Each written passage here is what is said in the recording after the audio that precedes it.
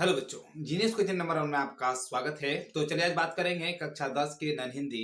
आज हम बात करेंगे नन हिंदी के महत्वपूर्ण 10 प्रश्न पे। तो चलिए स्टार्ट करते हैं आज का सेशन। यदि आपको हमारा वीडियो पसंद आए तो लाइक करें और ज्यादा से ज्यादा लोगों तक शेयर करें। हाँ, चैनल में अगर नए हैं तो चैनल को सब्सक्राइब करना ना भूलें और बगल में जो बेल आइकन उसे जरूर दबाएं ताकि जब भी हम वीडियो बनाएं सबसे पहले नोटिफिकेशन आप तक जरूर पहुंचे। तो चलिए स्टार्ट करते हैं।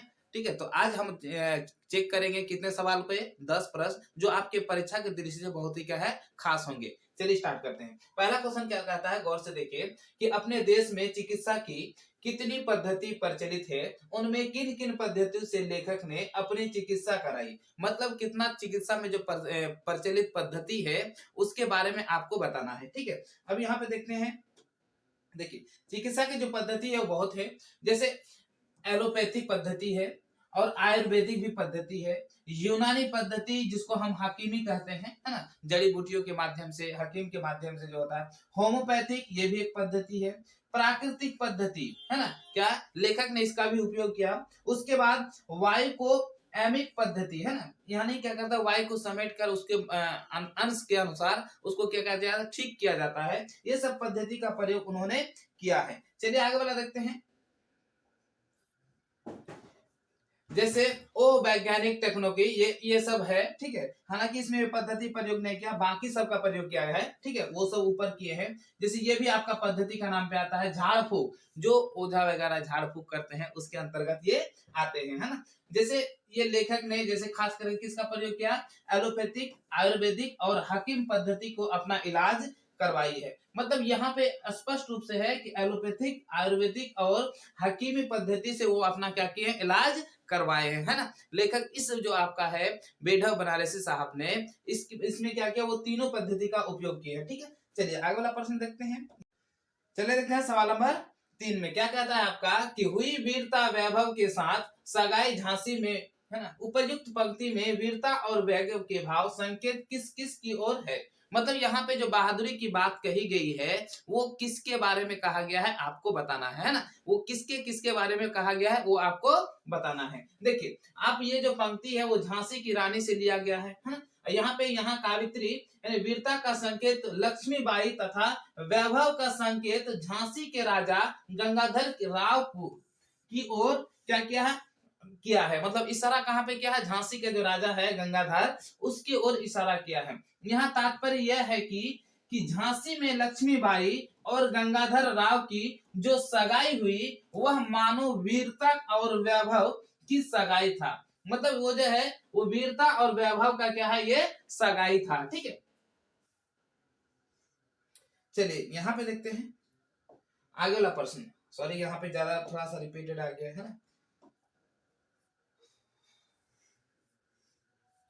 ये रहा सवाल नंबर 4। 4 में क्या है गौर से देखिए, है ना। 4 में क्या है, अब यहाँ देखिए, अपने पैरों पर पानी गिराने से खेमा को तसल्ली क्यों मिलती थी। यानी खेमा जो है बार बार अपने जो पैर में थे वो पानी गिराते उसको तसल्ली क्यों मिलती थी। देखिए, जून जुलाई का महीना था, बार बार इस पार से उस पार रोड पे चल के जाते थे, उसके पैर में चप्पल नहीं थे। जब पैर में चप्पल नहीं होंगे तो पैर जलता था, तो उससे बचने के लिए ताकि थोड़ा सा पानी दे और उसे ठंडक महसूस हो, इसीलिए वो बार बार क्या करते थे, पैर में पानी दे। चलिए यहाँ पे क्या लिखे हैं कि खेमा अपने पैरों पर पानी इसलिए डालता था क्योंकि वह नंगे पांव लोगों को चाय पहुंचाने तथा गिलास लाने जाना पड़ता था और तेज धूप के कारण वह सड़क से गुजरता था, तब उसके पैर जलने लगते थे।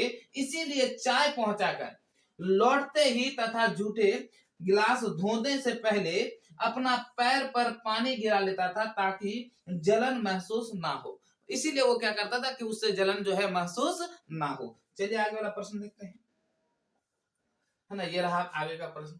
यहाँ पे देखिए, यहाँ के पाठ्यक्रम में क्या शामिल है। यहाँ का मतलब यहाँ पे ये है कि विक्रमशिला के पाठ्यक्रम में क्या क्या शामिल थे, है ना। विक्रमशिला के जो पाठ्यक्रम में वो क्या क्या शामिल थे। ठीक है, इसका जो सृजन हुआ वो क्या है, 800 मतलब 800 ईस्वी में सृजन हुआ। ठीक है, यहाँ पे इसका जो मतलब निर्माण हुआ और इसको जो समाप्त किया गया वो 13वीं शताब्दी के आसपास। ठीक है, चलिए यहाँ पे इतना याद रखिएगा, ये ऑब्जेक्टिव के लिए आपका क्या हो जाएगा, खास हो जाएगा। यहाँ के पाठ्यक्रम के तंत्र विद्या के अतिरिक्त व्याकरण, न्याय, सृष्टि विज्ञान, शब्द विज्ञान, है ना, विद्या और विद्या चिकित्सा विद्या, है ना, चिकित्सा विद्या और सांख्य में वैश्विक, अध्यात्मक विद्या, विज्ञान, जादू एवं चमत्कार विद्या शामिल थे। ये सब टोटल क्या थे उसमें शामिल थे, है ना। मतलब ये क्या थे उसमें अध्ययन के रूप में शामिल थे। उसमें जो आपको बता दें वहां पे क्या था आपका 1000 शिक्षक थे। कितने? 1000 शिक्षक थे। और स्टूडेंट की संख्या जो थी यानी विद्यार्थी की संख्या वो कितना थे? वो 10,000 थे। वो कितना थे? 10,000। जिस तरह से अभी के समय ऑक्सफोर्ड या ऑक्सफोर्ड जिस तरह से काम कर रहा है पूरे विश्व में, उसी तरह पूरे विश्व में उस समय जो है आपका जो ये विश्वविद्यालय थे वो आपका काम कर रहे थे। चलिए आगे वाला प्रश्न देते हैं। ठीक है, सवाल नंबर 6 में क्या कहता है? ईर्ष्या का लाभदायक पक्ष क्या हो सकता है?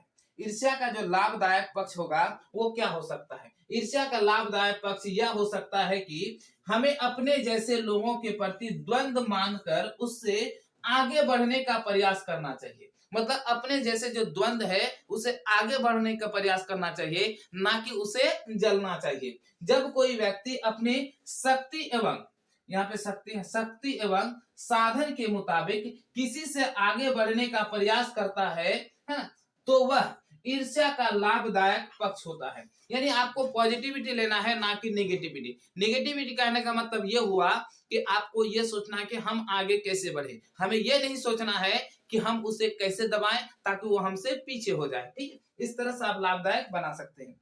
चलिए आगे वाला प्रश्न देखते हैं। बड़ा महत्वपूर्ण प्रश्न है। यहाँ पे जैसे बताने का प्रयास किया है ना। यहाँ पे क्या होगा, यहाँ पे गौर से देखिए, है ना। जैसे बुद्ध शरण गच्छामि, है ना, धर्म शरण गच्छामि, संघ शरण गच्छामि, है ना। थोड़ा सा पढ़ने में उच्चारण इधर उधर हो सकता है क्योंकि संस्कृत वर्ड है। बॉक्स में जो दिए गए उपयुक्त वाक्य संस्कृत भाषा में लिखे हैं, इन्हें हिंदी में अनुवाद कीजिए। इसे क्या करना है? हिंदी में आपको अनुवाद करना है। तो देखिए हिंदी में इसका अनुवाद क्या होगा। देखिए जैसे मैं बुद्ध की शरण में जाता हूं, दूसरा वाक्य में होगा मैं धर्म के शरण में जाता हूं, और तीसरा वाक्य में है मैं संघ की शरण में जाता हूं। ये आपका क्या होगा? तीसरा वाक्य में होगा। ठीक है, चलिए आगे वाला प्रश्न देखते हैं, है ना। ये रहा सवाल नंबर आपका, ये रहा आपका सवाल नंबर कितना? सवाल नंबर 8। 8 में क्या है गौर से देखिए, है ना। 8 में क्या है गौर से देखिए। बोला सिरचंद जो है चिक और शीतल पार्टी स्टेशन ले जाकर मानो को देता है, इससे उसकी किस विशेषता को पता चलता है? इससे जो है उसका किस विशेषता का पता चलता है? देखिए सिंचन जो है जब उसको चित पार्टी अपना घर बुलाने के लिए गया तो गुस्सा होके वो वापस आ गया था। तो वो क्या हो गया था, फिर दोबारा उसे अपने हाथों से बनाकर वो क्या किया, स्टेशन पे जाके जो मानो दीदी है लेखक का जो बहन है उसमें जाकर वो पहुंचा के आए। तो इससे उसका जो है कौन सी विशेषता का पता चलता है आपको बताना है ना। यहाँ पे देखिए क्या लिख सकते हैं। सिरचन एक कारीगर है, वह खाने के बदले लोगों को काम कर देता है। वह मानो जो लेखक का बहन है उसके लिए शीतल पार्टी बनवाने उसके घर पर गई। अनु और उसकी मम्मी उसे बहुत अच्छी तरह खिलाया। वह उस घर में पहले भी काम कर चुके थे। मतलब वो जो घर में थे वो पहले भी काम कर चुके थे। मानो के चाचे उसे बिगड़ता, है ना, या फिर क्या बोल सकते बिगड़ता गया, जिसके कारण वह बिना शीतल पार्टी पूरा किए हुए, यानी बिना शीतल पार्टी पूरा किए हुए है वो क्या हो गए, वहां से चले आए। वहां से क्या हो गए, वो चले आए। मतलब उसे गुस्सा बहुत ज्यादा था, अगर उसे कुछ बोल दे वो तुरंत छोड़ छाड़ के आ जाया करते थे, है ना। फिर यहाँ पे आगे क्या कहता है गौर से देखिए।